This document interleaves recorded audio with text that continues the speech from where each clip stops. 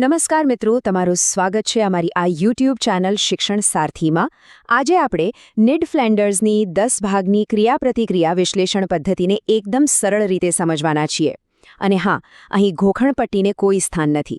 આપણે ફક્ત ઉદાહરણોથી જ બધું સમજીશું, જેથી આ બધા કોન્સેપ્ટ મગજમાં બરાબર ફિટ થઈ જાય.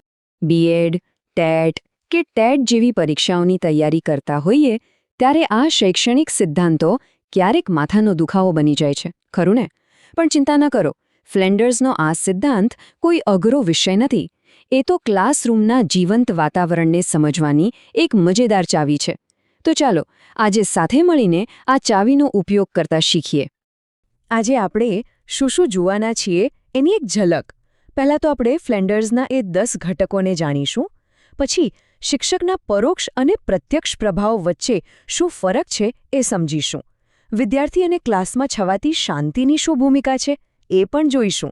અને છેલ્લે એકદમ ફટાફટ રિવિઝન કરીને બધું પાકું કરી લઈશું. તો ચાલો શરૂ કરીએ. ફ્લેન્ડર્સની આજે આખી સિસ્ટમ છે, જેને FICAS એટલે કે ફ્લેન્ડર્સ ઇન્ટરેક્શન એનાલિસિસ કેટેગરી સિસ્ટમ પણ કહેવાય છે. એ ખરેખર તો ક્લાસરૂમમાં થતી બધી જ વાતચીતને મુખ્ય 3 ભાગમાં વહેંચે છે. બસ આ 3 ભાગ સમજી લીધા એટલે આખો ખેલ સમજાઈ ગયો, સમજો. જરા આ ચાર્ટ પર નજર કરો. આ આપણા ક્લાસરૂમની અસલી તસવીર છે. મોટા ભાગે એટલે કે લગભગ 70% સમય તો ટીચર જ બોલતા હોય છે, 20% સમય વિદ્યાર્થીઓ બોલે અને બાકીનો 10% સમય કાં તો એકદમ શાંતિ હોય અથવા થોડો ઘોંઘાટ. પણ એ સૌથી રસપ્રદ વાત એ છે કે ટીચર જે 70% બોલે છે ને, એના પણ 2 અલગ અલગ પ્રકાર હોય છે. તો પહેલો વિભાગ છે શિક્ષકનો પરોક્ષ પ્રભાવ એટલે કે ઇનડાયરેક્ટ ઇન્ફ્લુઅન્સ. આને પરોક્ષ કેમ કહેવાય છે? કારણ કે અહીંયા ટીચર સીધા આદેશ નથી આપતા, પણ એવું વાતાવરણ બનાવે છે કે વિદ્યાર્થીઓ જાતે જ બોલવા, વિચારવા અને ભાગ લેવા માટે પ્રોત્સાહિત થાય. આ એક એકદમ લોકતાંત્રિક રીત છે, જેમાં કુલ 4 ઘટકો આવે છે. પહેલો ઘટક છે લાગણીઓનો સ્વીકાર. આમાં શું થાય છે કે શિક્ષક વિદ્યાર્થીના ડર, ખુશી કે કન્ફ્યુઝનને સમજે છે અને એને સ્વીકારે છે. આમ કરવાથી ક્લાસમાં એક વિશ્વાસનું વાતાવરણ બને છે, જ્યાં વિદ્યાર્થી ખુલ્લીને વાત કરી શકે. જુઓ આ ઉદાહરણ. અહીં શિક્ષક વિદ્યાર્થીના ડરને નકારતા નથી, પણ કહે છે કે હા, હું સમજું છું. બસ આ એક વાક્ય જ વિદ્યાર્થીની હિંમત વધારી દે છે. આ છે લાગણીઓના સ્વીકારની તાકાત. બીજો ઘટક તો એકદમ સિમ્પલ છે, વખાણ કે પ્રોત્સાહન. જ્યારે કોઈ સ્ટુડન્ટ સાચો જવાબ આપે કે કોઈ સારો પ્રયત્ન કરે, ત્યારે ટીચર તરફથી મળતી એક શાબાશી તેને વધુ મહેનત કરવા માટેનું બળ પૂરું પાડે છે. આને કહેવાય પોઝિટિવ રિઇન્ફોર્સમેન્ટ. શાબાશ કે સરસ પ્રયત્ન જેવા શબ્દો તો છે જ, પણ ટીચરની એક નાનકડી સ્માઇલ કે પછી પીઠ પર પ્રેમથી મૂકેલો હાથ પણ આ જ ઘટકમાં આવે છે. આ નાની નાની વસ્તુઓ વિદ્યાર્થીના આત્મવિશ્વાસને ક્યાંય વધારી દે છે. હવે આવે છે ત્રીજો અને પરીક્ષા માટે સૌથી અગત્યનો ઘટક. ખાસ ધ્યાન આપજો. અહીં શિક્ષક શું કરે છે? એ વિદ્યાર્થીના જ કોઈ વિચારને પકડીને એના પર આખો પાઠ આગળ વધારે છે. આનાથી વિદ્યાર્થીને એવું લાગે છે કે અરે વાહ, મારા વિચારની પણ કિંમત છે. જોયો કેવી રીતે એક સામાન્ય વાતમાંથી વિજ્ઞાનનો એક આખો કોન્સેપ્ટ સમજાવી દીધો? અહીં શિક્ષકે વિદ્યાર્થીના જ આઈડિયા પર આખી વાત ઊભી કરી. આને કહેવાય સ્ટુડન્ટ સેન્ટર્ડ લર્નિંગનો બેસ્ટ ઉદાહરણ. પરોક્ષ પ્રભાવનો છેલ્લો અને ચોથો ઘટક છે પ્રશ્નો પૂછવા. પણ અહીંયા એવા સવાલની વાત નથી કે જેનો જવાબ બસ હા કે નામાં પતી જાય. અહીં એવા સવાલોની વાત છે જે વિદ્યાર્થીઓના મગજને કસરત કરાવે, તેમને વિચારવા પર મજબૂર કરે અને ક્લાસમાં એક મજેદાર ચર્ચા શરૂ કરે. તો આ હતી પરોક્ષ પ્રભાવની વાત. હવે વારો છે પ્રત્યક્ષ પ્રભાવનો. આ સ્ટાઇલ થોડી વધારે ટીચર સેન્ટર્સ છે, જ્યાં ટીચર ડ્રાઇવિંગ સીટ પર બેસીને ક્લાસને માહિતી અને સૂચનાઓ દ્વારા આગળ લઈ જાય છે. અને હા, આ પણ એટલું જ જરૂરી છે. ચાલો એના 3 ઘટકો જોઈએ.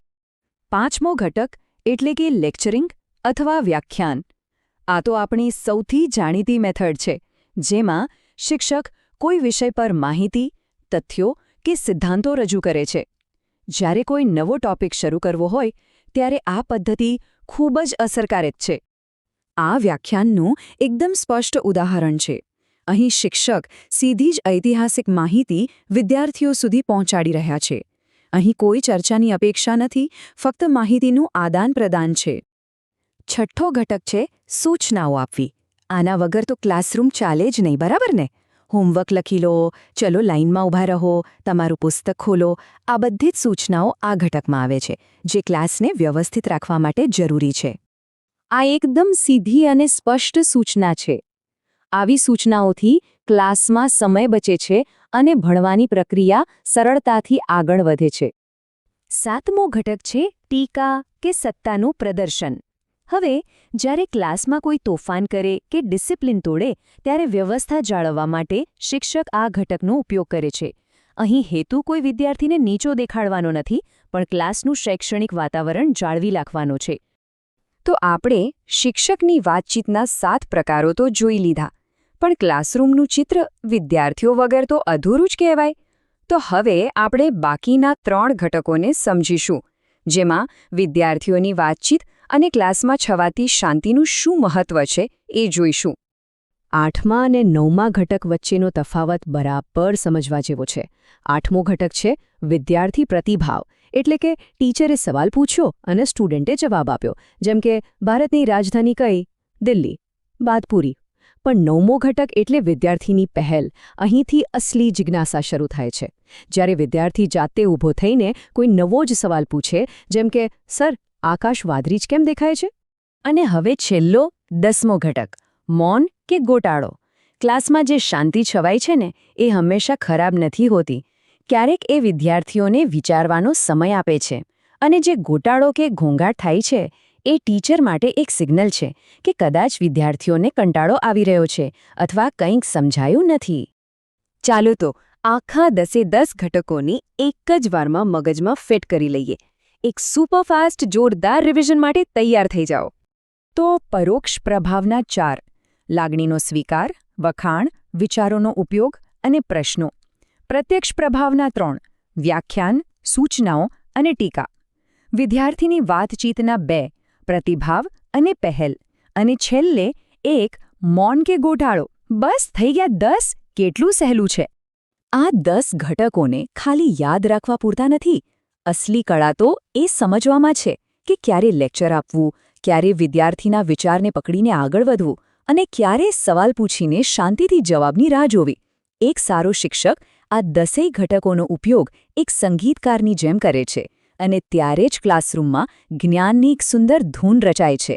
વિડીયો ગમ્યો હોય તો વિડીયોને લાઇક કરજો, તમારા મિત્રો સાથે શેર કરજો, અને જો અમારી આ ચેનલ ઉપર નવા હોય તો સબસ્ક્રાઇબ કરવાનું ના ભૂલતા. Thank you friends. Keep watching, keep learning.